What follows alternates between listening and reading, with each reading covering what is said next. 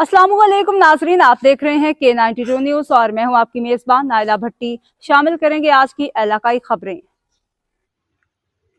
मजदूरों के हकूक़ की जिद्दोजहद। Peoples labour union port Qasim में तारीखी कामयाबी के लिए पुरज़्म। 19 दिसंबर को मेहनत कशों का फैसला तारीखी फतह लिखेगा। इंतखाबी निशान बहरी जहाज़। असलम समूह Karachi. People's labour bureau Karachi division के सदर असलम समूह और जनरल सेक्रेटरी हुसैन बादशाह ने अपने मुश्तरका बयान में पोर्ट कासिम अथॉरिटी के मेहनत कशों से अपील की है कि वो 19 दिसंबर को होने वाले रेफरेंडम में मजदूरों के हकूक़ की हकीकी नुमाइंदा पीपल्स लेबर यूनियन को वोट देकर तारीखी कामयाबी को यकीनी बनाएं।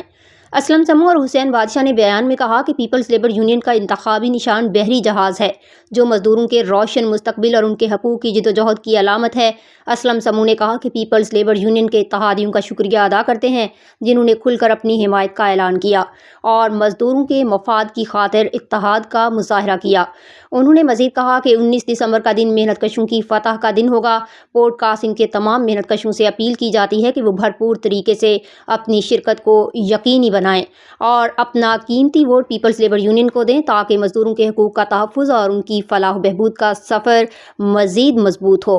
ये रेफरेंडम मजदूरों के रोशन मुस्तकबिल की बुनियाद साबित होगा। आएँ और अपने इत्तेहाद का मुजाहरा करें।